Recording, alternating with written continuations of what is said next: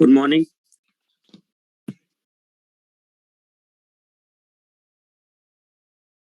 पिछली क्लास में हम लोगों ने वॉइस क्लियर है? पिछली क्लास में हम लोगों ने वाइस प्रेसिडेंट और अटॉर्नी जनरल, महान्यायवादी इन लोग के बारे में देखा था। आई होप कि आपको चीजें क्लियर हो गई होंगी, रिवाइज किया होगा आप लोगों ने। उपराष्ट्रपति के बारे में हम लोग जब डिस्कशन कर रहे थे तो कई सारे आर्टिकल हमने आपको बताए थे 63 के बारे में कि उस राष्ट्रपति के पद की चर्चा की गई थी।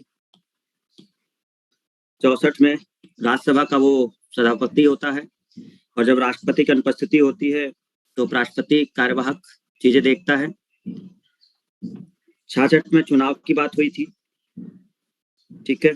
67 में जो उपराष्ट्रपति का कार्यकाल है वो और उसका चुनाव जो उतना शीघ्र कराना चाहिए, और 69 में शपथ से रिलेटेड था। 70 था कि कोई आकस्मिक घटना हो जाती है तो उसके लिए, और 71 था कि अगर कोई विवाद होता है तो सुप्रीम कोर्ट में सुनवाई होगी। डिफरेंस देखा था हम लोगों ने लोकसभा सदस्य बनने का, यहाँ पे राज्यसभा था। निर्वाचक मंडल में केवल निर्वाचित थे एमपी एमएलए, यहाँ पर सभी सदस्य, लेकिन वो संसद के हैं। इनको महाभियोग द्वारा हटाया जाता है, इनको महाभियोग लगाने की जरूरत नहीं है। इस तरह से कुछ पॉइंट्स हम लोगों ने देखा था। इसके बाद हम लोगों ने बात की थी स्टूडेंट्स अटॉर्नी जनरल, महान्यायवादी के बारे में, जो आर्टिकल 76 हमें बताता है, जो सबसे बड़ा विधि अधिकारी है हमारा, लॉ ऑफिसर, ठीक है। और उसकी वही सारी क्वालिटी होनी चाहिए जो आपके सुप्रीम कोर्ट का जज बनने के लिए होता है, तो वो सब अप्लाई होता है उसके ऊपर, ठीक है ना। बाकी कुछ चीजें डिफाइन की गई थी बीच में, अगर आप देखें इसमें आर्टिकल 76, आर्टिकल 88 और 105 कि किसी भी न्यायालय में सुनवाई का अधिकार था उसको 76 में। 88 में था कि संसद की बैठक में पार्टिसिपेट कर सकता है, चाहे वो संयुक्त बैठक हो या वैसे नॉर्मल हो, लेकिन वोट नहीं देगा वो संसद में। ये पॉइंट हमने बात की थी। और उसको वो एमपी के सारे सुविधाएं मिलती हैं जो एक मतलब मेंबर ऑफ पार्लियामेंट की मिलती है, वो उसको भी मिलती हैं। 3 अधिकारियों की बात की थी हम लोगों ने, भारत के महान्यायवादी, अटॉर्नी जनरल, महाधिवक्ता और एडिशनल सॉलिसिटर जनरल। तो जो संवैधानिक पद है वो केवल भारत का महान्यायवादी वाला है, बाकी जो महाधिवक्ता है वो इनके सपोर्ट के लिए है, और जो अपर महाधिवक्ता है वो सॉलिसिटर के सपोर्ट के लिए।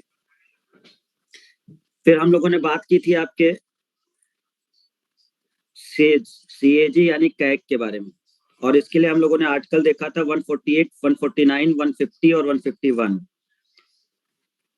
जिसमें से हमारा एक का आर्टिकल 148 ये कहता है कि एक कैग होगा।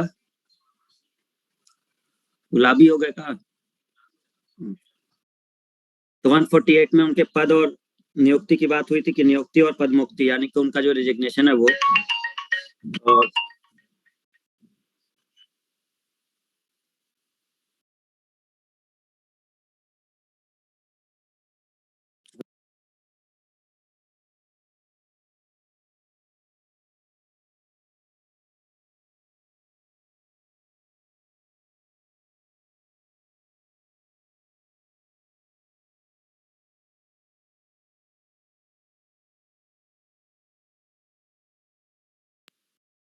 तो हमने ये बात की, और जो 149 है उसमें कैग के कार्य एवं शक्तियों के बारे में बात हुई थी, ठीक है ना।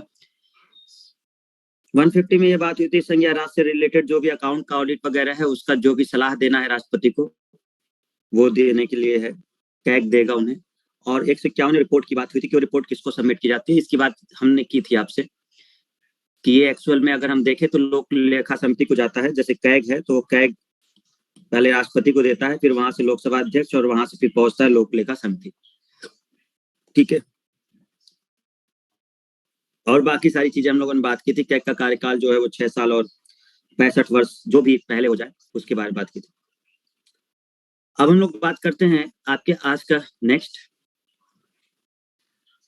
काउंसिल की, council of minister of PM, यानी कि मंत्री परिषद की आज हम लोग स्टार्टिंग करते हैं, ठीक है। कैग के लिए कुछ बातें हुई थी, वो हम पीछे डिस्कस कर चुके हैं, तो अब यहाँ पर उसका डिस्कशन की जरूरत नहीं है। जैसे कि कैग की नियुक्ति कौन करता है, तो राष्ट्रपति करेंगे, लेकिन पीएम की सलाह पर। कार्यकाल वही है 6 वर्ष और 65 वर्ष जो भी पहले होगा। त्याग पत्र किसको देंगे, राष्ट्रपति को। और हटाने की प्रक्रिया वही महाभियोग है। जैसे सुप्रीम कोर्ट के न्यायाधीश को हटाया जाता है, उसी प्रकार से कैग को भी हटाया जाता है, ठीक है ना। अवकाश प्राप्ति के बाद कैग कोई भी सरकारी पद नहीं ले सकते, और ये एकल सदस्यीय संस्था है, ये ध्यान रखना है। बी आर अम्बेडकर ने क्या कहा था कि कैग जो है वो भारतीय संविधान के तहत सर्वप्रमुख अधिकारी होगा। मतलब ये काफी प्रमुख है और काफी ऊंचा पद है ये, ठीक है ना। जिस प्रकार से उच्चतम न्यायालय, निर्वाचन आयोग और संघ लोक सेवा आयोग है, उसी प्रकार से कैग भी एक वित्तीय रक्षक में शामिल है। ये चीजें बताई गई थी। अब हम लोग स्टार्ट करते हैं आपका PM and council of minister, जो आज का हमारा टॉपिक है। देखिए, 2 आर्टिकल जो हमें इनके बारे में बताते हैं। एक आर्टिकल हमारा है 74, आर्टिकल 74। प्रेसिडेंट वाले पार्ट में भी हमने ये देखा था कि प्रेसिडेंट को सलाह देने के लिए एक मंत्रिपरिषद होगी। आर्टिकल 74 के बारे में हम लोगों ने डिस्कशन किया था। तो राष्ट्रपति को सलाह देने के लिए एक मंत्रिपरिषद होगी। मंत्रिपरिषद मतलब काउंसिल ऑफ मिनिस्टर, जिसका हेड कौन होगा, पीएम होगा। तो ये आर्टिकल 74 में और भी बहुत सारी बातें 74 में की गई है। देखते हैं आगे चलकर हम लोग। अनुच्छेद 75 में क्या कहा गया है कि प्रधानमंत्री की जो नियुक्ति होगी वो राष्ट्रपति द्वारा होगी। ये भी हम लोग बात प्रेसिडेंट वाले में किए थे स्टूडेंट्स। और अन्य मंत्रियों की जो नियुक्ति होती है वो राष्ट्रपति पीएम की सलाह पे करेंगे। मतलब क्या होता है कि जैसे किसी पार्टी को मेजोरिटी मिल गई, तो मेजोरिटी अगर उसको बहुमत है लोकसभा में, तो उसकी सरकार बनेगी। पीएम चुने जाएंगे, राष्ट्रपति पीएम सेलेक्ट कर देंगे, शपथ वगैरह दिलाया जाएगा। उसके बाद पीएम मंत्रियों की जो सूची है या लिस्ट है वो प्रेसिडेंट को देंगे कि ये मंत्री हैं, इनको ये विभाग एलोकेट करना है, वो हो जाएगा। फिर करेंगे, सलाह जो देंगे वो पीएम ही देंगे, जो लिस्ट देंगे, लेकिन अपॉइंट करने का काम यानी कि फाइनल मुहर जो लगेगी वो राष्ट्रपति की लगेगी। तो ये अनुच्छेद 75 में बात की गई। 74 में बस ये बात की गई है कि एक मंत्रिपरिषद होगा, है ना, और उसका हेड पीएम होगा, और बाकी जो चीजें उससे रिलेटेड। 75 में कहा जा रहा है कि जो राष्ट्रपति हैं वो पीएम की नियुक्ति करेंगे, और वही जो है कैबिनेट मिनिस्टर्स की भी नियुक्ति करेंगे। लेकिन कैबिनेट मिनिस्टर के जो नाम भेजने का काम है वो पीएम करते हैं। नाम भेजना और उनका जो डिपार्टमेंट है वो पीएम देखते हैं। बाकी साइन वगैरह करने का काम राष्ट्रपति करेंगे। एक और सबसे इंपॉर्टेंट पॉइंट, मंत्रिपरिषद का सदस्य बनने के लिए यह आवश्यक नहीं है कि कोई भी व्यक्ति संसद के किसी सदन का सदस्य हो। मतलब ये कोई जरूरी पॉइंट नहीं होता कि वो लोकसभा या राज्यसभा का सदस्य है, लेकिन हाँ ये कंपलसरी है कि अगर वो मंत्री बन गया है तो मंत्री बनने के 6 महीने के अंदर अंदर उसे संसद के किसी भी सदन का सदस्य होना पड़ेगा। मतलब अगर हम ये कहते हैं कि जो मंत्रिपरिषद बन रहा है काउंसिल ऑफ मिनिस्टर, तो उसमें आपको मंत्री बनाया गया, तो ये कोई जरूरी नहीं है कि वो लोकसभा या राज्यसभा का ही कोई मेंबर हो, वो नहीं भी हो सकता है। लेकिन जैसे उसको मंत्री बना दिया जाएगा तो 6 महीने का समय होगा, उसके अंतर्गत उसे क्या करना होगा, प्रूफ करना होगा कि मतलब मैं इस सदन में मतलब सदस्य के रूप में। देखो एक होता नहीं है, ये ऐसे है, इस तरह से स्टेट लेवल पर भी है। जैसे सीएम वाला समझो, विधायक वाला अभी जो बंगाल में चल रहा था, जैसे वो हार गई थी ममता बनर्जी, तो उनको समय मिला था कि इसके अंतर्गत भाई करके कोई ना कोई पद होगा, नहीं तो चला जाएगा सीएम का पद। ये ठीक वैसी ही चीजें समझो। तो अब ये लोकसभा या उस केंद्र लेवल की बात हो रही है, तो वही चीजें होती है। और मंत्रिपरिषद लोकसभा के प्रति उत्तरदायी होती है, सामूहिक रूप से ये उत्तरदायी होती है। तो ये भी ध्यान रखना है कि ये इनकी मनमर्जी नहीं है, तानाशाही नहीं है। कैबिनेट को जो इन्होंने जो काउंसिल ऑफ मिनिस्टर है, इनको जवाब देना होता है लोकसभा के प्रति क्या कहा। अब लोकसभा में केवल यही थोड़े ना बैठते हैं, लोकसभा में विपक्ष भी बैठता है, दूसरे पार्टी के नेता भी बैठते हैं, तो सबके सामने वो चीजें होती हैं। तो आर्टिकल 74 और 75 दो बहुत महत्वपूर्ण आर्टिकल हैं। एक और है 78 जिसमें पीएम सलाह देने का काम करते हैं, तो वो अलग पॉइंट है। तो 74 और 75 दो सबसे इंपॉर्टेंट पॉइंट जो हमारे काउंसिल ऑफ मिनिस्टर से रिलेटेड देखने में आते हैं।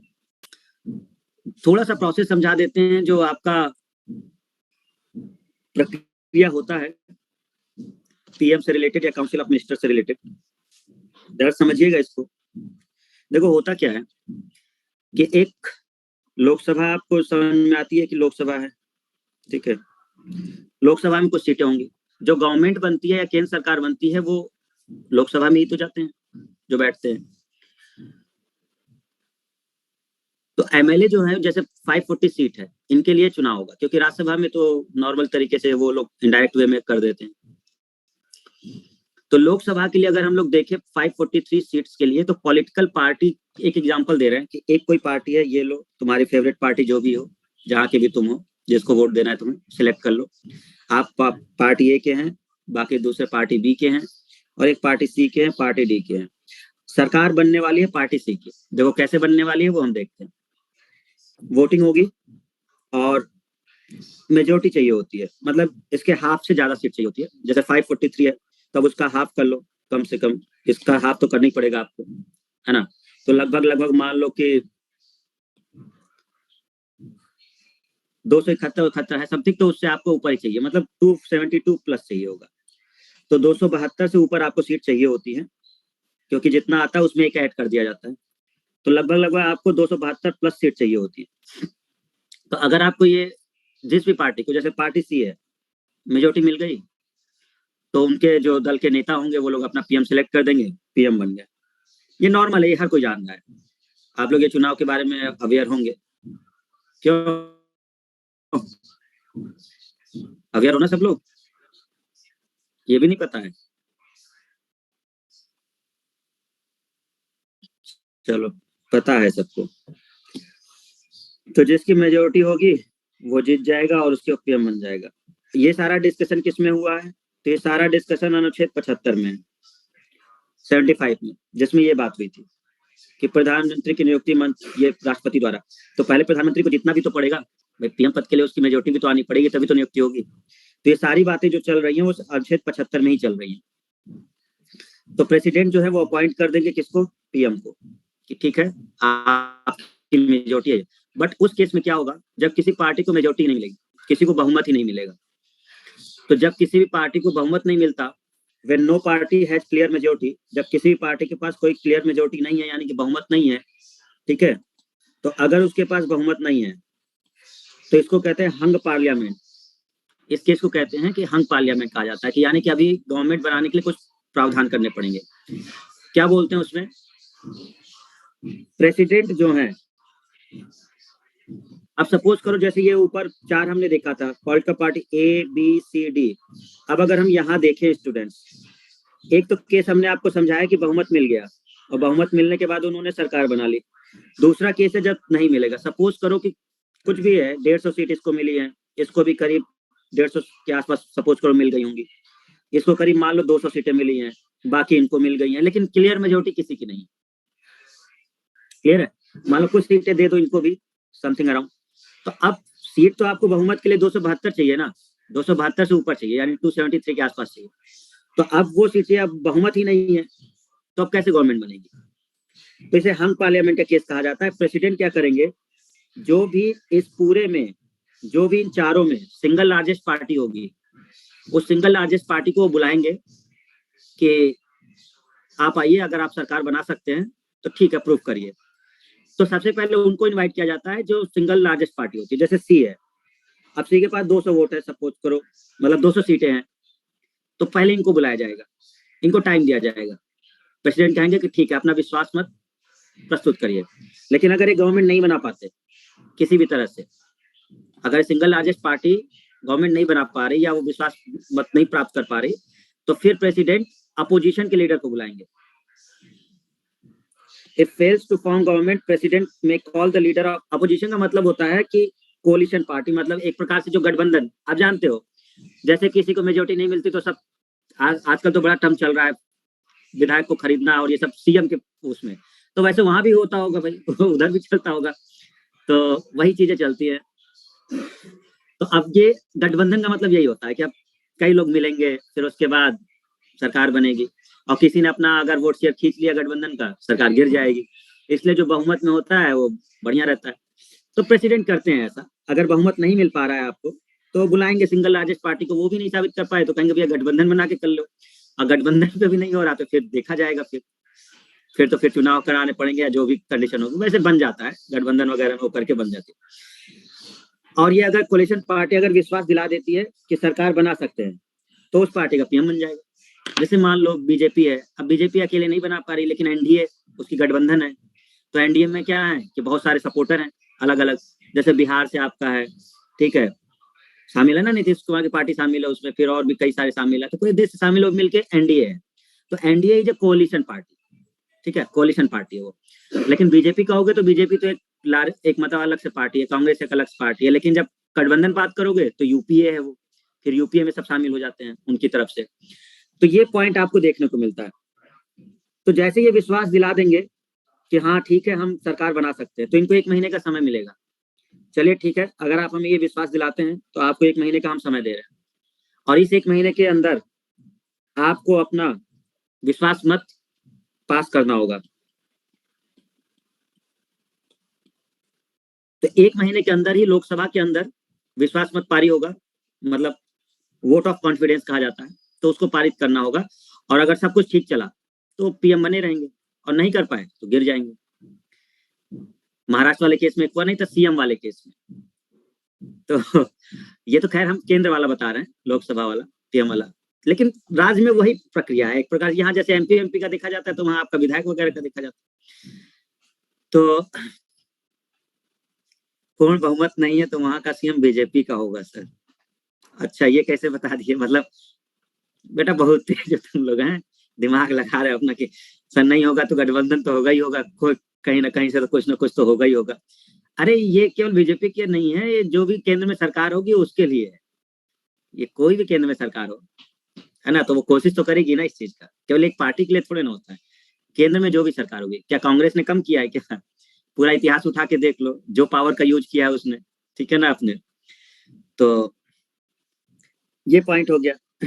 और जब ये बन जाएगा, ठीक है, तो अब वो शपथ होगी सबकी, जब फाइनल हो गया पीएम हो गए तो उनको शपथ दिला दी जाएगी, और जो मंत्रिपरिषद में मंत्री सेलेक्ट किए जाएंगे, राष्ट्रपति के समक्ष उन्हें पद और गोपनीयता की शपथ देनी पड़ेगी। तो पद और गोपनीयता की जो शपथ दिलाई जाती है वो राष्ट्रपति के समकक्ष ही दिलाई जाती है, उन्हीं के सामने। लेकिन ये दो अलग अलग होता है, मतलब एक नहीं, पद का अलग दिलाया जाता है, गोपनीयता का अलग दिया जाता है। विश्वास मत का मतलब होता है कि भैया हाँ हम मेजोरिटी पा गए हैं। जैसे हमने आपसे कहा 272 वाली सीट का नहीं बोला हमने, ये कि आपको सरकार बनाने के लिए कितना चाहिए, मान लो 273 सीट चाहिए। अब 273 सीट होगी तभी आपको बहुमत मिला है, लेकिन आपकी किसी भी पार्टी को 200 नहीं मिला, इसको 150 मिला था, इसको 150 मिला था, इसको 200 ही मिला था, सपोज करो, और इसको जो मिला था वो मान लो 43 के आसपास मिला। तो क्या किसी को मिला? कुछ नहीं मिला ना, सीट तो 273 चाहिए ना। तो अब पहले इनको बुलाया जाएगा, सी वाले पार्टी को, आइए आप बना सकते हैं, तो कहेंगे हाँ ठीक बना लेंगे। क्या कैसे बनाओगे? तो कहेंगे वो हमारे ऊपर छोड़ दीजिए, हम विश्वास ले आएंगे। सी वाले गए बी वाले के पास, खूब समझाया, और बताओ सब ठीक है, चलो तुम्हारी पार्टी के कुछ लोगों को मिनिस्टर बना देंगे, कैबिनेट मिनिस्टर बना देंगे, सब बड़े बड़े पद दे देंगे। समझाया, हो गया काम, 350 सीटें हो गई, बन गई मेजोरिटी। इसी को विश्वास मत कहते हैं। तो विश्वास मत का मतलब कि उनको प्रूफ करना होगा कि हाँ मेरी पार्टी में लोगों का विश्वास है और लोग मेरे साथ हैं। तो इस तरह से उस संख्या को पार करना होता है। 3 करोड़ ले आओ मेरे पार्टी में। अच्छा, है क्या तुम्हारी पार्टी कोई? तो चलो आए, बनवाओ प्रधानमंत्री, ठीक है। तो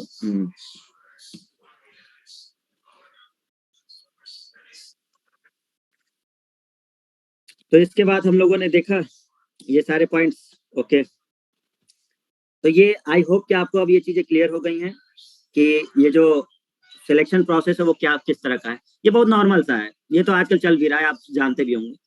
कुल मिला के वो चुनाव होना है, उसके बाद जो भी पार्टी बहुमत में आती है उसी का पीएम बनेगा, और वो पीएम बनने के बाद राष्ट्रपति उनको पद की शपथ दिला देंगे। उसके बाद पीएम के मतलब सलाह पर कैबिनेट बन जाएगी, उनकी मंत्रिपरिषद काउंसिल ऑफ मिनिस्टर की बन जाएगी। उनको पोर्टफोलियो दे दिया जाएगा, विभिन्न विभाग जो होंगे। अब जैसे विभिन्न विभाग कौन से होते हैं, डिफेंस का हो गया, आपका रक्षा मंत्रालय हो गया, शिक्षा मंत्रालय हो गया, है ना, होम मिनिस्ट्री हो गई। अब वाकिफ हो आप लोग, कई सारे मिनिस्टर्स हैं आपके, तो फिर ये धीरे धीरे करके आपका सारा पोर्टफोलियो तय हो जाता है। मंत्रिपरिषद का आकार, मंत्रिपरिषद कितनी बड़ी होगी, यानी इस मंत्रिपरिषद में कितने सदस्य होंगे। मेंबर कितने होंगे? जो पीएम है, पीएम भी उस मंत्रिपरिषद के, देखो मंत्रिपरिषद क्या होती है समझ लो उसको। मंत्रिपरिषद का मतलब ये है, काउंसिल ऑफ मिनिस्टर मतलब देश, ये लोग होते हैं काउंसिल ऑफ मिनिस्टर में, जिसमें पीएम होते हैं, प्रधानमंत्री, ठीक है, जिसमें प्रधानमंत्री होते हैं, पीएम, कैबिनेट मंत्री होते हैं, राज्य मंत्री होते हैं, एक प्रकार से स्वतंत्र प्रभार और राज्य मंत्री वही है, कुछ थोड़ा सा डिफरेंस होता है, और एक उप मंत्री। इतने लोगों को मिलाकर के काउंसिल ऑफ मिनिस्टर कहलाती है। तो जब भी बार बार ये शब्द आएगा ना आपके पास, सर मंत्रिपरिषद क्या है, तो जो मंत्रिपरिषद है वो एक्चुअल में यही है। मंत्रिपरिषद जो शब्द आता है, इस मंत्रिपरिषद का मतलब है देश। उस मंत्रिपरिषद में काउंसिल ऑफ मिनिस्टर में आपके पीएम होते हैं, कैबिनेट मंत्री होते हैं, राज्य मंत्री, और राज्य मंत्री जब कोई मतलब विभाग खाली रहता है समथिंग, तो राज्य मंत्री प्रभार, स्वतंत्र प्रभार होता है, वो देखने लगते हैं। दोनों को मिला के आप एक ही स्टेट ऑफ मिनिस्टर ही बोलेंगे। आप लोग सुने होंगे ना स्टूडेंट, कुछ स्टेट मिनिस्टर बनते हैं, फिर राज्य मंत्री स्वतंत्र प्रभार के कुछ, अगर सुने होंगे मिनिस्टर में, जब इस बार भी जब पीएम की वो कैबिनेट का विस्तार हुआ था तो कई लोग को सफल किया गया था।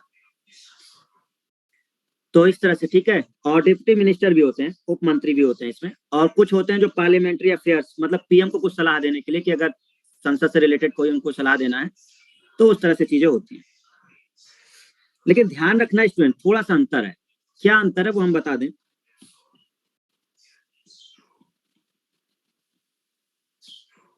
एक मंत्रिमंडल भी होता है। तो मंत्रिमंडल जो होता है वो और मंत्रिपरिषद दोनों में थोड़ा सा डिफरेंस है। ये जो बात हमने करी है ये पूरी पीएम से लेकर के और पार्लियामेंट्री सचिव तक, ये मंत्रिपरिषद है, ये काउंसिल ऑफ मिनिस्टर है। जो कैबिनेट होती है जिसको मंत्रिमंडल कहते हैं, उस मंत्रिमंडल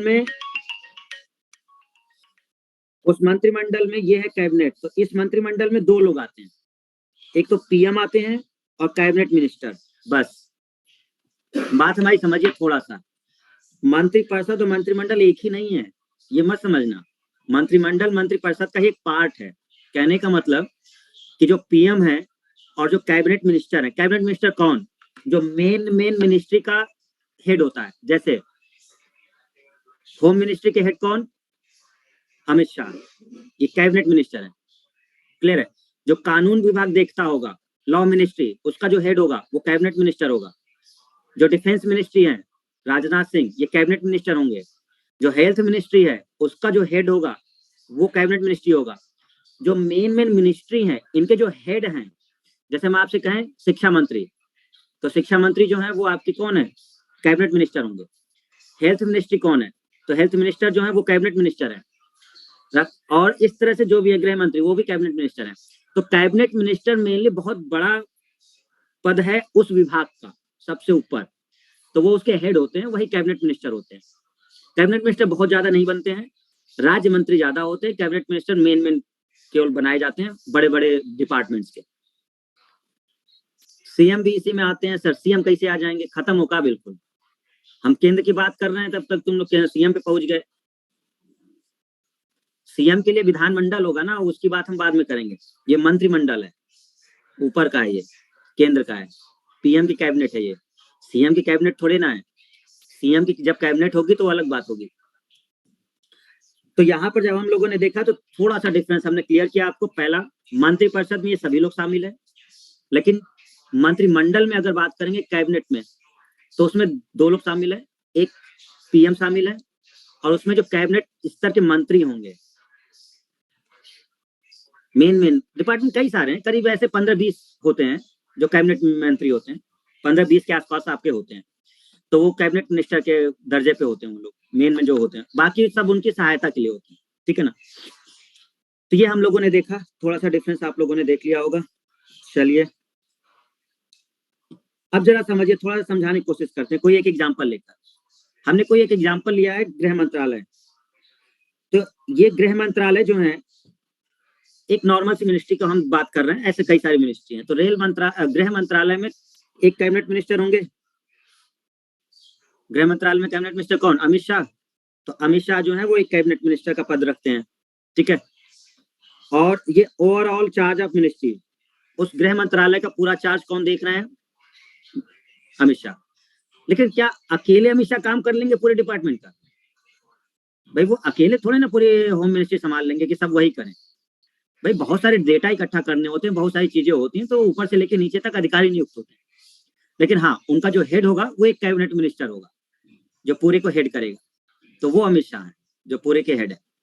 इनकी सहायता के लिए कौन होता है? तो इनकी सहायता के लिए होते हैं स्टेट मिनिस्टर।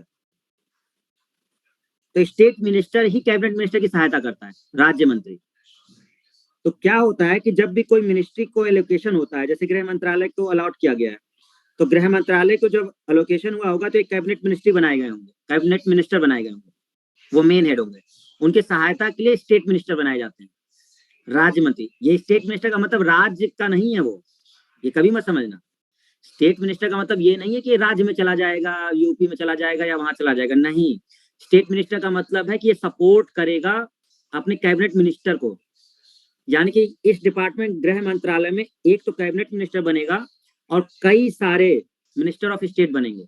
कई सारे भी हो सकते हैं, एक भी हो सकता है। कई सारे का मतलब हो सकता है एक दो उनके हेल्प के लिए हो। तो मिनिस्टर ऑफ हेड स्टेट बनाए जाते हैं, ये इनकी हेल्प के लिए। तो जब भी कोई काम करना होगा तो ये जो कैबिनेट मिनिस्टर हैं, जैसे अमित शाह होम मिनिस्ट्री के, ये सलाह देंगे इनको, मिनिस्टर देखो तुमको ये करना है, तुमको ऐसे ऐसे काम करने हैं। तो जो एडवाइस देने का काम है वो कैबिनेट मिनिस्टर अपने मिनिस्टर ऑफ स्टेट को समझाएंगे। और ये minister of state her department में होते हैं। हमारी बात समझिए, ये डिपार्टमेंट से रिलेटेड है, राज्य से रिलेटेड नहीं है। ये कभी मत सोचिए कि ये बिहार से रिलेटेड है या यूपी से रिलेटेड, नहीं। ये जो मिनिस्टर ऑफ स्टेट हैं वो आपके उससे रिलेटेड होते हैं, जो मिनिस्टर ऑफ स्टेट है उस डिपार्टमेंट से रिलेटेड होते हैं। तो जैसे रेलवे मिनिस्ट्री है तो उसमें भी मिनिस्टर ऑफ स्टेट होंगे। जैसे आपका शिक्षा मंत्रालय है तो उसमें भी मिनिस्टर ऑफ स्टेट होंगे। हेल्थ मिनिस्ट्री है तो उसमें भी मिनिस्टर ऑफ स्टेट होंगे। मतलब एक कैबिनेट मिनिस्टर तो होगा ही होगा, साथ में उसकी सहायता के लिए मिनिस्टर ऑफ स्टेट भी होंगे। तो उनकी सहायता से ये चीजें काम चलती है। क्लियर है? अगर आप पढ़ें इसको तो ध्यान से तो समझ जाओगे। Minister of state in ministry से रिलेटेड कोई डिपार्टमेंट या कोई विशेष वर्क देखते हैं। तो ये जो जिस मिनिस्ट्री के लिए इन्हें अपॉइंट किया गया है उससे रिलेटेड कोई एक विभाग दे दिया जाता है, उसी से रिलेटेड। जैसे मान लो जनगणना हो रही है, पॉपुलेशन हो रही है, गृह मंत्रालय उसको देख रहा है। तो अब बहुत सारे काम होते हैं ना उसके पास, गृह मंत्रालय के पास। एक काम थोड़े ना है, पुलिस को भी देखना है, जो डीएम वगैरह हैं सब उनको भी देखना है, संवैधानिक जो कई सारे पद है उनको भी देखना है। तो अब एक ही विभाग थोड़े ना होगा इसके अंदर, गृह मंत्रालय के अंदर कई विभाग होंगे। जैसे मान लो हमारी एक कंपनी है, अब हमारी एक कंपनी है तो क्या एक ही विभाग होगा क्या हमारी कंपनी में? भाई हमारी कंपनी में अकाउंट डिपार्टमेंट अलग होगा, ठीक है, परचेज डिपार्टमेंट अलग होगा, एचआर डिपार्टमेंट अलग होगा। नहीं बात समझ में आ रही? आ रही है? कुछ आ रही है समझ में? ठीक। तो उसी तरह से ये जो मिनिस्टर होते हैं, ये स्टेट मिनिस्टर, वो अपने डिपार्टमेंट के लिए बना दिए जाते हैं। पहले एक कैबिनेट मिनिस्टर बनाया जाता है जो मेन पद का होता है, और फिर उसके हेल्प के लिए कुछ स्टेट मिनिस्टर होते हैं। और ऐसे ही कुछ छोटी मिनिस्ट्री, छोटे छोटे मिनिस्ट्री होते हैं इंडिपेंडेंट चार्ज, मतलब इनको ये कहा जाता है स्वतंत्र प्रभार, जिसमें ये इनका हस्तक्षेप नहीं होता है जनरली। मतलब कैबिनेट मिनिस्टर वगैरह का वो कहते हैं ठीक है तुम अपना संभालो। और दूसरा ये भी देखने को मिलता है कि जब ये कैबिनेट मिनिस्टर या कुछ समय के लिए इधर उधर होते हैं तो ये लोग कुछ काम उसका देख लेते हैं, स्वतंत्र प्रभार वाले। तो स्वतंत्र प्रभार का मतलब होता है कि ये थोड़े से स्वतंत्र होते हैं कुछ मामलों में। मतलब कोई एक छोटा डिपार्टमेंट दे दिया, वो कहते हैं ठीक है तुम डिसीजन ले लो, बाद में बता देना हमें। एक और मंत्री नियुक्त होता है डिप्टी मिनिस्टर। हर चीज के लिए बात हो रही है। जैसे हमने गृह मंत्रालय बनाया तो गृह मंत्रालय में हमने पहले कैबिनेट मिनिस्टर नियुक्त कर दिया, उसी में हमने स्टेट मिनिस्टर नियुक्त कर दिए। अब इन दोनों की सहायता के लिए एक डिप्टी मिनिस्टर नियुक्त होता है। मतलब देखो, कैबिनेट मिनिस्टर हुआ, उसकी सहायता करेगा कौन? State minister. क्लियर है? और स्टेट मिनिस्टर की सहायता के लिए डिप्टी मिनिस्टर होता है, ये सहायता करेगा इनकी, और जो उप मंत्री है वो सहायता करेगा स्टेट मिनिस्टर की। लेकिन स्टेट मिनिस्टर के अलावा deputy minister directly cabinet minister को भी सपोर्ट कर सकता है। ये इस तरह से चलता है, ठीक है ना? तो पहले कैबिनेट आएगा, कैबिनेट मिनिस्टर, स्टेट मिनिस्टर उसी में, और फिर आता है डिप्टी मिनिस्टर। तो इस तरह से एक हायरार्की चलती है हर डिपार्टमेंट के लिए, जो भी पोर्टफोलियो दिया गया होगा उसके लिए डिफाइन होता है। ऐसा ही आपके हेल्थ डिपार्टमेंट में होगा, ऐसा ही आपके शिक्षा वाले में होगा, ऐसा ही आपके रक्षा वाले में होगा। तो जो भी चीजें हैं वो सब आपकी इस तरह से डिफाइन होती हैं।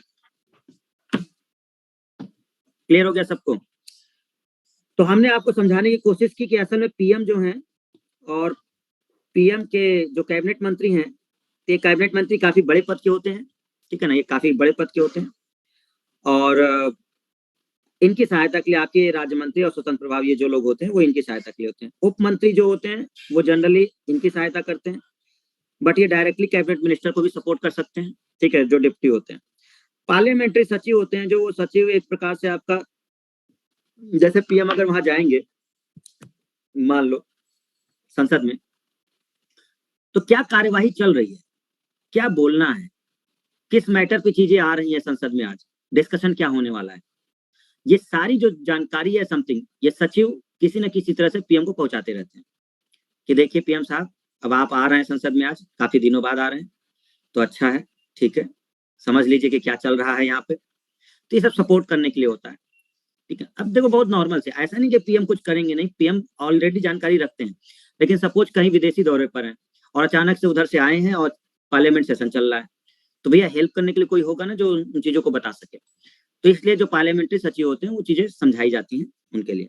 सचिव भी एक बड़ा पद है, जैसे सीएम चीफ मिनिस्टर देखो, तो फिर मिनिस्टर के नीचे उनका एक सचिव होता है जो सारी जानकारी देता रहता है। राज्यपाल को अगर कोई चीज देखनी है, मान लो चीफ मिनिस्टर कुछ गड़बड़ कर रहे हैं राज्य स्तर पे, तो चीफ मिनिस्टर अगर वैकेशन पे या समथिंग, तो चीफ सेक्रेटरी से वो डायरेक्ट बात करके ऐसा कर सकते हैं। तो सेक्रेटरी एक महत्वपूर्ण पद होता है, जो जो भी चीजें होती है। अरे ऐसे समझ लो किसी कंपनी में तुम बॉस बन गए, तो तुमने एक लाल पीला कोई सेक्रेटरी रख लिया है बढ़िया, ठीक है, तो अब वही बातें समझ में आ रही होंगी आपको, है ना, कि ठीक है भैया ये भी सही रहेगा बढ़िया। तो इस तरह से चीजें रहती है, तो सेक्रेटरी का पद थोड़ा सा इंपॉर्टेंट रहता है ना। अच्छा अब ये बात हो गई, अगर अब बात करें स्टूडेंट, बहुत सिंपल सी बात, पीएम की मृत्यु हो जाए, त्याग पत्र दे दें, तो मंत्रिपरिषद तो भंग हो जाएगा। देखो बहुत सिंपल है, अगर पीएम ने इस्तीफा दे दिया तो मंत्रिमंडल का इस्तीफा है वो, मतलब अगर पीएम ने कहा कि ठीक है हम इस्तीफा दे रहे हैं, तो भंग हो जाएगी मंत्रिपरिषद, काउंसिल ऑफ मिनिस्टर। फिर ये नहीं कि अलग अलग मंत्री इस्तीफा देंगे, अलग अलग मंत्री को इस्तीफा देने की जरूरत नहीं है, पीएम ने इस्तीफा दिया मतलब पूरी कैबिनेट का इस्तीफा है ये, ठीक है ना, तो ऐसा होता है। और जब भी नया पीएम पुनः मंत्रिपरिषद का गठन करता है, तो इस स्थिति में लोकसभा भंग नहीं होती, ठीक है ना। लोकसभा तो तभी ना भंग होगी जब बहुमत नहीं पाएगा, भाई लोकसभा उस केस में भंग होती है जब वो कह देंगे कि उस पार्टी को मेजोरिटी नहीं है, मतलब हम बहुमत नहीं ले पा रहे, मतलब समझो किसी एक की मृत्यु हो गई, ठीक है, कोई भी एक प्रधानमंत्री जिनकी मृत्यु हो गई, लाल बहादुर शास्त्री की कार्यकाल के दौरान मृत्यु हुई, है ना, हुई थी कि नहीं, कार्यकाल के दौरान हुई थी। हेलो, दो प्राइम मिनिस्टर के नाम बताओ जिनकी मृत्यु कार्यकाल के दौरान हुई है, दो प्राइम मिनिस्टर के नाम बताओ जिनकी मृत्यु कार्यकाल के दौरान हुई है, जल्दी फटाफट।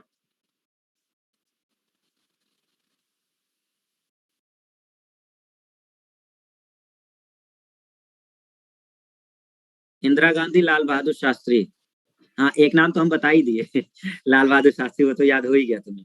चलो तीन बताओ तीसरे कौन होंगे? हाँ जवाहरलाल नेहरू, नेहरू जी। तो जवाहरलाल नेहरू, इंदिरा गांधी और लाल बहादुर शास्त्री कार्यकाल के दौरान ही मृत्यु हो गई थी। तो अब इसका मतलब ये थोड़े ना है कि लोकसभा भंग हो जाएगी, पीएम सिलेक्ट किए जाएंगे। अब ये अलग बात है कि जो लोकसभा के मेंबर होंगे अब वो उनको विश्वास ही न दे, नहीं हम नहीं सिलेक्ट कर रहे हैं इनको पीएम वगैरह, तब हम कहेंगे कि भैया भंगों के विश्वास मत ही नहीं प्राप्त कर पा रहे है ना, नहीं तो जब तक वो बहुमत उनके पास है तब तक वो भंग नहीं होगी, वो चलेगा वो। हम पहले ही बताए थे, हाँ तुमको अवार्ड देंगे, वेरी गुड, बहुत बढ़िया, ताली बजाएं, ठीक है।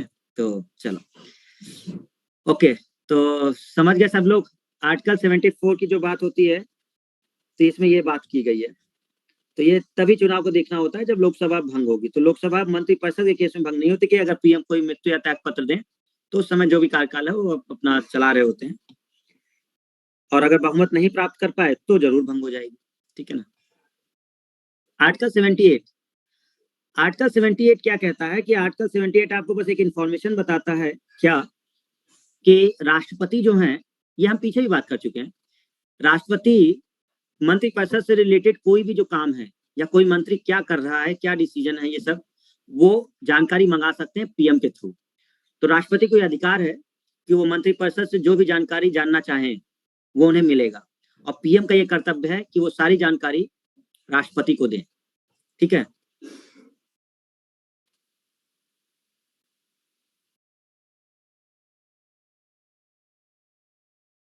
ठीक है।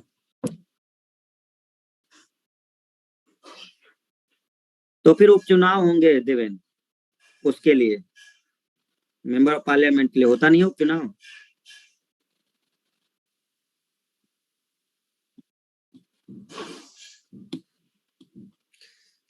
gives president the right to get information on all important matters of state administration।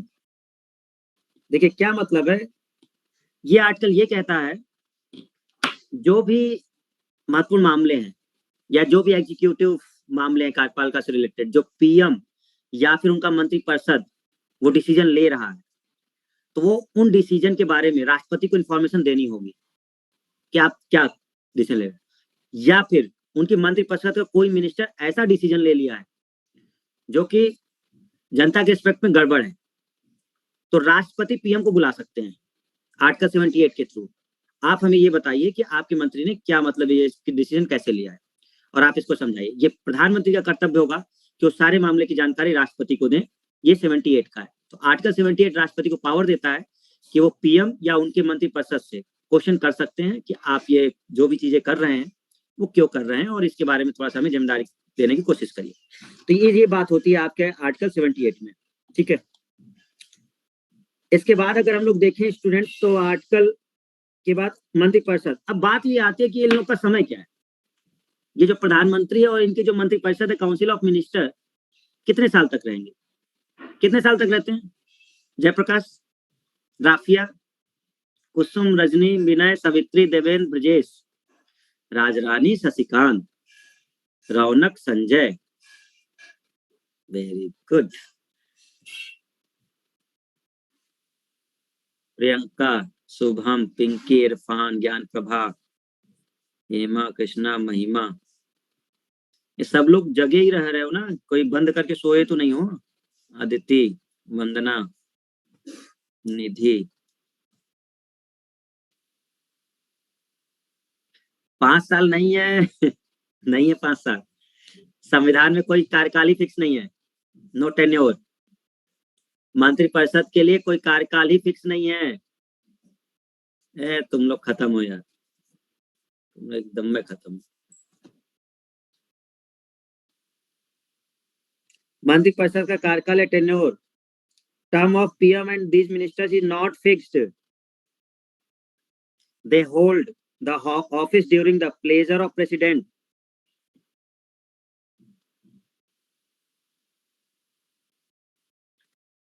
संविधान में मंत्रिपरिषद के कार्यकाल का कोई निश्चित अवधि डिस्क्राइब नहीं है। The term of PM and these ministers is not fixed, they hold the office during the pleasure of president. राष्ट्रपति के प्रसाद पर्यंत। वो अलग बात है कि जो मैक्सिमम टेन्योर है वो लोकसभा का है 5 साल, मंत्रिपरिषद का नहीं है, लोकसभा का है 5 साल। हेलो, लोकसभा का 5 साल है, संसद के उस सदन का, इसलिए वो अधिकतम कहा जाता है 5। मंत्रिपरिषद के लिए डिसाइड नहीं है लेकिन डिसाइड जरूर नहीं है, लेकिन इतनी जल्दी राष्ट्रपति हटाएंगे नहीं। क्यों? क्योंकि उसमें कंडीशन है कि जब तक लोकसभा में मेजोरिटी सपोर्ट है वो तब तक बने रह सकते हैं, जब तक मेजोरिटी सपोर्ट है तब तक बने रह सकते हैं। लेकिन 5 साल बाद तो हटेंगे ही ना, क्योंकि 5 साल तो लोकसभा का टेन्योर ही है। तो लोकसभा में आप 5 साल ही बैठ पाएंगे ना, क्योंकि लोकसभा का मैक्सिमम टेन्योर जो है वो 5 साल का ही है, लोकसभा का, सदन का। और ये लोग बैठते लोकसभा में ही है, तो जब लोकसभा ही नहीं रहेगी तो आप कैसे बैठेंगे? तो जो एक्चुअल अगर बात की जाए कि क्या मंत्रिपरिषद के कार्यकाल की बात कोई की गई है, तो नहीं, एक्चुअल में मंत्रिपरिषद का टेन्योर डिफाइन नहीं है, ये राष्ट्रपति के उस पर होता है कि वो उनको कर रहे हैं, लेकिन राष्ट्रपति हटा ना पाएंगे इतनी जल्दी। हाँ, उनको पावर है, बट ऐसा वो करते नहीं है। दूसरी चीज कि उसमें कुछ चीजें देखनी पड़ती है कि अगर आपका बहुमत बना हुआ है, कंटिन्यू आप बहुमत बनाए हुए हैं, तो आप पीएम रहेंगे और आपका मंत्रिपरिषद रहेगा। लेकिन अब लोकसभा में अविश्वास प्रस्ताव ही पास हो जाए, होता है नो कॉन्फिडेंस मोशन, विपक्ष पार्टी क्या कहती है कि इनको तो विश्वास ही नहीं है। विश्वास का मतलब कि इन बहुत सारे विधायक इनको छोड़ के चले गए पार्टी को और इनके पास मेजोरिटी नहीं है, ये एक अंदाजा लगाती है विपक्षी पार्टी और ये नो कॉन्फिडेंस मोशन लेकर आती है। अब ये सत्ताधारी पार्टी की जिम्मेदारी होती है कि वो प्रूफ करे कि नहीं, मेरे पास अभी भी मेजोरिटी है, और अगर वो प्रूफ कर देता है कि मेजोरिटी है तो बने रहेंगे, नहीं तो उनको त्यागपत्र देना हो जाएगा, नहीं देंगे तो राष्ट्रपति हटा देंगे। तो ये इस तरह से चीजें चलती हैं। ऐसा देखो अटल बिहारी जी के साथ हुआ था। अटल बिहारी वाजपेयी की गठबंधन के समय वो बना था जो, और वोट खींच लिया गया था, विश्वास खींच लिया था किसी विधायक ने, एमपी ने, 1 या 2 समथिंग अराउंड से ही वो सरकार गिर गई थी और उन्होंने वेट नहीं किया था। अटल बिहारी वाजपेयी की गवर्नमेंट एक ऐसी गवर्नमेंट थी, अटल बिहारी वाजपेयी ने, उन्होंने ये प्रूफ करने की कोशिश नहीं की विश्वास में, उन्होंने कहा अगर आप अगर ये अविश्वास प्रस्ताव लाए हैं सदन में तो इसका मतलब आपको मेरे ऊपर भरोसा नहीं है, तो मैं यहाँ कहीं भी वोटिंग नहीं कराने जा रहा हूं, मैं खुद इस्तीफा दे रहा हूं। तो अटल बिहारी जी की सरकार वो एक ऐसी सरकार जिन्होंने मतलब जैसे ही वो कहा गया कि आप विश्वास प्रस्ताव लाइए, उन्होंने कहा मैं खुद इस्तीफा दे रहा हूँ क्योंकि मैं ऐसे सदन में काम नहीं कर सकता जिनको मेरे कामों पर विश्वास ना हो, तो मैं वोट क्यों कराऊं, मैं अपने आप ही इस्तीफा दे रहा हूँ। तो उन्होंने इस्तीफा दे दिया था और पूरी जो उनकी काउंसिल ऑफ मिनिस्टर है, जैसे ही पीएम ने इस्तीफा दिया काउंसिल ऑफ मिनिस्टर गिर गई। इस तरह से चीजें हुई थी, ठीक है ना, ऐसे देखने को मिलता है। तो ऐसा कोई उल्लेख नहीं है। दूसरा बात स्टूडेंट्स, अगर हम कहें मंत्रिपरिषद और मंत्रिमंडल, काउंसिल ऑफ मिनिस्टर की बात हमने की थी, कैबिनेट, आप ध्यान रखिएगा जो मूल संविधान था उस मूल संविधान में काउंसिल ऑफ मिनिस्टर का तो डिस्क्रिप्शन है, मंत्रिपरिषद का डिस्क्रिप्शन है किसके तहत, आर्टिकल 74 और 75 में। तो आर्टिकल 74 और 75 में आपका मंत्रिपरिषद का बार बार डिस्क्रिप्शन है, लेकिन मंत्रिमंडल का डिस्क्रिप्शन नहीं था। ये शब्द नहीं, ये संविधान के मूल संविधान में मंत्रिमंडल का शब्द नहीं था, ये लाया गया 44th संविधान संशोधन 1978, 44वां संविधान संशोधन 1978 से इसको ऐड किया गया है मंत्रिमंडल वाले शब्द को, जिसमें पीएम और कैबिनेट मिनिस्टर केवल होंगे। तो पहले जो संविधान में वो है उसमें केवल मंत्रिपरिषद ही था जो मूल संविधान में। फिर एक संशोधन किया गया 44th अमेंडमेंट 1978 मोरारजी देसाई जी के समय, और एक आर्टिकल जो 352 है आपातकाल से रिलेटेड, इमरजेंसी, जो नेशनल इमरजेंसी से रिलेटेड है, इसी आर्टिकल में इस शब्द को ऐड कर दिया गया। तो 44वां संशोधन हुआ 1978 में, और मंत्रिमंडल शब्द को जो ऐड किया गया है वो आर्टिकल 352 में ही ऐड किया गया है, क्योंकि मूल संविधान में ऐसा कोई भी उल्लेख मंत्रिमंडल का नहीं था। ठीक है, ये बहुत ध्यान से समझिएगा इस चीज को, मंत्रिपरिषद का तो है लेकिन मंत्रिमंडल का नहीं है। और मंत्रिमंडल कौन है, ये पीएम है और उनकी कैबिनेट मिनिस्टर है, जबकि मंत्रिपरिषद कौन है, उसमें पीएम भी है, कैबिनेट मिनिस्टर भी है, स्टेट मिनिस्टर भी है, ठीक है, और जो पार्लियामेंट्री सेक्रेटरी है वो भी है, और डिप्टी मिनिस्टर भी। तो मंत्रिपरिषद में कई लोग हैं। मंत्रिपरिषद बहुत बड़ा होगा, मंत्रिपरिषद का मतलब हो गया लगभग 60 से 70 मिनिस्टर, मंत्रिपरिषद मतलब हो गया 60 से 70 मिनिस्टर, और मंत्रिमंडल बहुत ज्यादा होगा तो 20 या 25, इससे कम ही होता है, इससे ज्यादा लोग नहीं होते मंत्रिमंडल में। तो मंत्रिमंडल की जो पूरा होगा मंत्रिमंडल उसमें 20 के आसपास मान लो, ठीक है, और मंत्रिपरिषद में तो बहुत होंगे, वो लगभग पूरा जो मेंबर होता है वो मंत्रिपरिषद में ही होता है, ठीक है ना। लेकिन मंत्रिमंडल ज्यादा पावरफुल है, सारे डिसीजन मंत्रिमंडल ही लेती है भाई, पीएम और उनके कैबिनेट मिनिस्टर ही सारे डिसीजन लेते हैं, उन डिसीजन को इनको फॉलो करना होता है बाकी लोगों को, तो पावरफुल मंत्रिमंडल ही है भाई। जो डिसीजन अमित शाह ले लेंगे होम मिनिस्ट्री में, तो क्या कोई स्टेट मिनिस्टर उसको रोकेगा जो उनके डिपार्टमेंट में है, नहीं रोक पाएगा ना। तो कैबिनेट में तो होम मिनिस्टर बैठे हुए, वही बात ना मंत्रिमंडल में, तो वही चीज, तो ये ज्यादा पावरफुल होती है मंत्रिमंडल। अच्छा, ये क्यों ऐड किया गया था, थोड़ा सा रिवाइज करा दे, आप भूल जाते हो बहुत जल्दी, हम थोड़ा सा याद कराते हैं। जब नेशनल इमरजेंसी लगी थी और आपका इंदिरा गांधी वाला जो केस हुआ था, तो उन्होंने क्या किया था कि मौखिक सलाह दे दी थी और लग गया था। ठीक है, फखरुद्दीन या जो भी थे। तो अब उस समय जब लग गया था, तो 44वां संशोधन जब हुआ था, 44वां संशोधन जब हुआ था मोरारजी देसाई का, उन्होंने ही ये करके ऐड करवाया कि नहीं, अब अगर राष्ट्रपति को कोई डिसीजन लेना है इमरजेंसी से रिलेटेड, तो मंत्रिमंडल जो कैबिनेट है, इस कैबिनेट का लिखित हस्ताक्षर चाहिए होगा। और क्योंकि कैबिनेट का शब्द यूज किया गया, इसलिए इस कैबिनेट शब्द को लाना पड़ा, क्योंकि कैबिनेट का शब्द था ही नहीं। तब इन्होंने ऐड करवाया और 352 में ही इस शब्द को ऐड करवा दिया कि अगर राष्ट्रपति को कोई इमरजेंसी से रिलेटेड कोई डिसीजन लेना है, तो कैबिनेट का लिखित अप्रूवल चाहिए होगा। इसलिए वो ऐड किया गया था। क्लियर? चलिए, पीएम के कुछ पावर है, वो आप जानते हैं। पीएम के पास पावर तो खैर बहुत सारी है। आप देखिए, कोई भी क्राइसिस मैनेजमेंट होता है, पीएम उसके देखते हैं। बहुत सारी कमेटी जो समितियां होती हैं, वो बनाने का अधिकार पीएम के पास होता है। ये एडवाइस देते हैं प्रेसिडेंट को कुछ लोग के अपॉइंटमेंट में, मतलब कुछ बड़े पद होते हैं जिनके अपॉइंटमेंट करना होता है, तो उसके लिए पीएम की सलाह लेनी पड़ती है। करते हैं प्रेसिडेंट ही है, लेकिन सलाह पीएम देते हैं कि आप ये व्यक्ति हैं या कुछ चीजें नॉमिनेट करने के लिए समथिंग। तो जो सलाह होती है वो पीएम देते हैं। अब ये ऐसे कई पद हैं, जैसे attorney general of India, AGI, इसके अपॉइंटमेंट प्रेसिडेंट करते हैं, लेकिन पीएम सलाह देंगे। कैग, आपको बताया था हमने पीछे कि प्रेसिडेंट करते हैं, लेकिन प्रधानमंत्री सलाह देंगे। यूपीएससी का चेयरमैन, यूपीएससी लोक सेवा आयोग के जो चेयरमैन वगैरह है, उनके अपॉइंटमेंट प्रेसिडेंट करेंगे, लेकिन पीएम सलाह देंगे। इलेक्शन कमिश्नर प्रेसिडेंट के द्वारा अपॉइंट होते हैं, लेकिन पीएम की सलाह पर।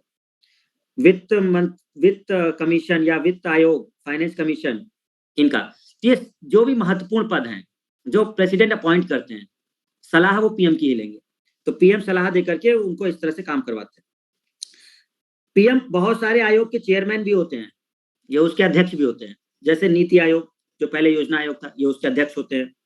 राष्ट्रीय विकास परिषद, राष्ट्रीय एकता परिषद, मंत्रिमंडल, मंत्रिपरिषद, तो इन सब के ये डायरेक्ट चेयरमैन भी होते हैं। ठीक है ना? तो ये चीजें कुछ आपको देखने को मिली पीएम में। इंपॉर्टेंट फैक्ट, कुछ छोटे से पॉइंट्स लिखे हैं, पढ़ सकते हो, एक जीके नॉलेज के लिए। देखिए क्या है, 3 प्रधानमंत्री जिनकी मृत्यु कार्यकाल के दौरान हुई, जवाहरलाल नेहरू, इंदिरा गांधी, लाल बहादुर शास्त्री, तीनों लोग की मृत्यु उनके कार्यकाल के दौरान हो गई। गुलजारी लाल नंदा 2 बार कार्यवाहक प्रधानमंत्री बने। कार्यवाहक प्रधानमंत्री के जो एक्चुअल एक्टिंग प्रधानमंत्री होंगे, वो या तो उनकी डेथ हो गई होगी या फिर कुछ रीजन से वो हट गए होंगे, समथिंग। तो कार्यवाहक प्रधानमंत्री के रूप में गुलजारी लाल नंदा बने। चौधरी चरण सिंह और अटल बिहारी वाजपेयी, जिन्होंने लोकसभा में विश्वास मत प्राप्त करने से पहले ही त्यागपत्र दे दिया था। मतलब जब नो कॉन्फिडेंस मोशन आया था, तो इन्होंने कहा कि हम वोटिंग नहीं कराएंगे, हम पहले ही इस्तीफा दे रहे हैं। तो ये चीजें 2 लोगों ने किया था, चौधरी चरण सिंह जी ने भी किया था और अटल बिहारी वाजपेयी। चौधरी चरण सिंह तो झांसे में फंस गए थे।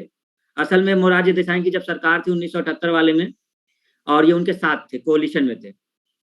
कांग्रेस पार्टी जो इंदिरा गांधी वाली थी, उनने लालच दे दिया चौधरी चरण सिंह को कि कहाँ तुम किस में पड़े हुए हो, और मतलब ये चीजें कि मतलब अलग कर लो, विश्वास मत गिर जाए। इन्होंने अपना वोट खींचा था चौधरी चरण सिंह ने, और गांधी जी ने कहा, इंदिरा गांधी ने, कि हम तुमको प्राइम मिनिस्टर बनवा देंगे और अपना वो खींच लो। उन्होंने मोरारजी देसाई से किया, उनकी सरकार गिर गई। इधर कांग्रेस ने क्या कर दिया, धोखा दे दिया चौधरी चरण सिंह को। इन्होंने कहा कि हम तो भैया शामिल नहीं होंगे, तो बस हो गया काम। ठीक है, तो अब उनसे कहा गया कि विश्वास मत लाओ चौधरी चरण सिंह से। वो कहते कहाँ से लाएं, मतलब जो खुद ही कह रहा था वही पीछे हट गया, अब हम क्या करें। तो उन्होंने पहले ही इस्तीफा दे दिया। उन्होंने कहा कि छोड़ो, कौन इस लफड़े में पड़े। तो ये 2 ऐसे पीएम हुए जिन लोगों ने विश्वास मत से पहले ही अपना इस्तीफा दे दिया था और पूरी मंत्रिपरिषद भंग हो गई थी।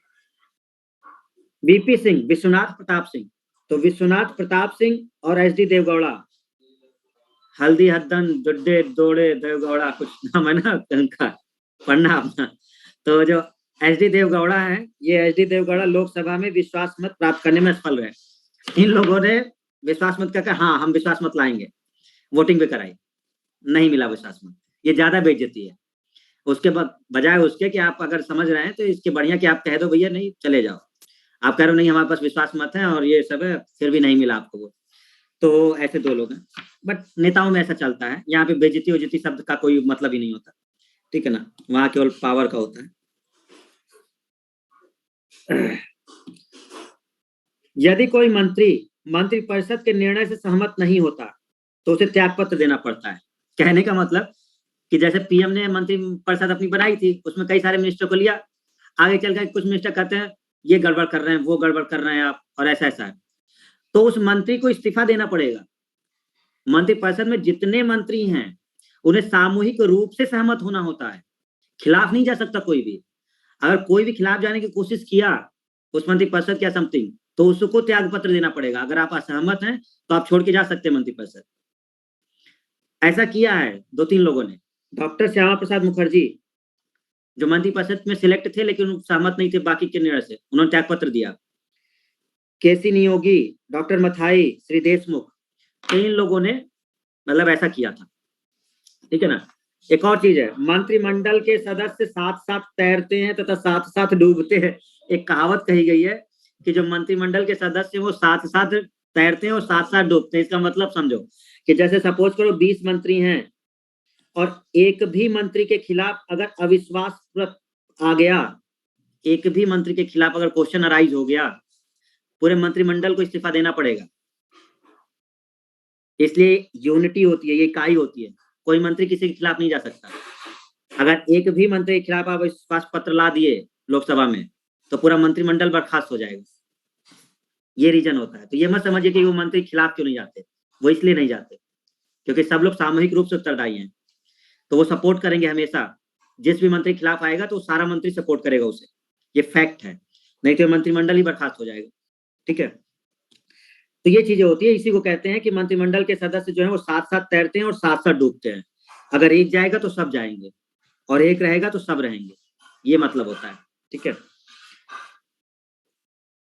उप प्रधानमंत्री का हमारे संविधान में कोई उल्लेख नहीं है, तो जो डिप्टी प्राइम मिनिस्टर बनते हैं उनका कोई उल्लेख नहीं, लेकिन हाँ फिर भी 8 लोग उप प्रधानमंत्री बन चुके हैं, है ना। कितनी बड़ी अच्छी बात कि हमारे संविधान में उप प्रधानमंत्री का उल्लेख नहीं है, लेकिन 8 उप प्रधानमंत्री बन चुके हैं, ये हुआ है। और सबसे पहले अगर हम बताएं तो ये आपके वो सरदार वल्लभ भाई पटेल ही बने थे। जब पंडित जवाहरलाल नेहरू प्रधानमंत्री थे तो जो डिप्टी प्राइम मिनिस्टर थे वो सरदार वल्लभ भाई पटेल थे, कि मतलब अगर कोई इमरजेंसी आती है और प्राइम मिनिस्टर किसी काम से मतलब बिजी है समथिंग, तो ये कार्यभार देख सकते हैं। लेकिन हाँ, ये प्रधानमंत्री का पद नहीं ले सकते। जिस तरह से उपराष्ट्रपति प्रेसिडेंट के पद पे बैठ कर काम कर ले रहे थे, ये वहां नहीं कर सकते। हाँ, इनको कोई विशेषाधिकार नहीं है, बस ये है कि जो काम पेंडिंग रह गए होंगे या प्राइम मिनिस्टर उस समय कर रहे होंगे उसको करने का इनको प्रावधान होता है कि पेंडिंग काम को ये निपटाएं, ठीक है। तो ये सब चीजें देखने को मिलती है, ओके। तो ये सब आपको ध्यान रखना है। राष्ट्रपति एक नॉमिनल हेड है जबकि प्रधानमंत्री हमारे वास्तविक हेड है। आई होप कि ये चीजें हैं आपको समझ में आ गई, सबको क्लियर सब कुछ। तो इस तरह से बहुत सारी चीजें हैं जो हम लोगों ने देखा। और मेन आर्टिकल अगर हम देखें तो इसमें 3 आर्टिकल की मेन बात हुई थी जो मंत्रिपरिषद और कैबिनेट से।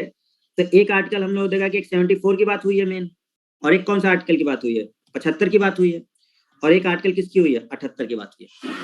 तो ये 3 मेन आर्टिकल हैं जिसमें बात हुई है। असल में 75 में बहुत सारे उपबंध हैं, या आपको जो पूरे पॉइंट्स दिखते हैं ना वो 75 के अंदर बहुत सारे हैं।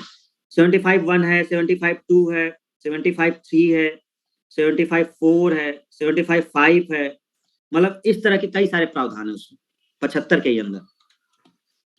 तो ये 3 चीजें हमको देखने को मिलती है जो पीएम और उनकी काउंसिल ऑफ मिनिस्टर से देखने को मिलता है। आई होप चीजें क्लियर हुई आपको।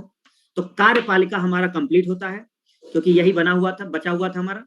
हमने प्रेसिडेंट देख लिया, वाइस प्रेसिडेंट देख लिया, कैग के बारे में डिस्कशन कर लिया, और हमने पीएम और उनकी काउंसिल देख ली। तो अब आपका ये कंप्लीट हो चुका है। अटॉर्नी जनरल भी हमने देख लिया है, एजीआई के बारे में। अब हम लोग नेक्स्ट डिस्कस करेंगे संसद का। तो नेक्स्ट क्लास जब हमारी होगी तो हम लोग पार्लियामेंट पर चर्चा करेंगे, विधायिका से रिलेटेड। तो बहुत सारे डिस्कशन आपको पार्लियामेंट में मिल जाएंगे, और जो बचा खुचा है वो आपका सुप्रीम कोर्ट और जब वो डिस्कस करेंगे उसमें मिल जाएगा आपको जब न्यायपालिका आएगी, ठीक है ना। तो चलिए आज के इतना ही रखते हैं, और रिवाइज कर लीजिएगा आप लोग। डीपीपी भेजना है हाँ डीपीपी भेजना है तुम लोग का। डीपीपी कहाँ तक, प्रेसिडेंट वाला भेज दिए है ना? अरे व्हाट्सएप ग्रुप पे भेजे थे प्रेसिडेंट वाला। हाँ प्रेसिडेंट वाला गया है, वाइस प्रेसिडेंट वाला नहीं गया होगा। वाइस प्रेसिडेंट वाला भेजना होगा, ठीक है, वो वाला हम शेयर कर देंगे, ठीक है। ओके, पुराने वाले से भी पढ़ सकते हो पीडीएफ, ऐसी कोई बात नहीं है। पुराने वाला जो सेंड किए थे ना कंबाइंड, वो 64-68 पेज का, उसमें भी है बहुत सारी चीजें, ठीक है ना। चलो नेक्स्ट हम लोग देखेंगे आप अपना अगला जो होगा, ठीक है।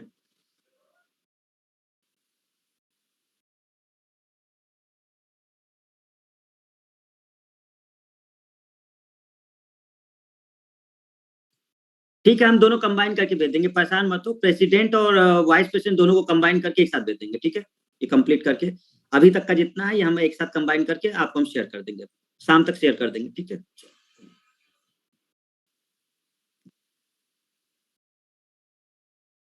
Okay, thank you everyone.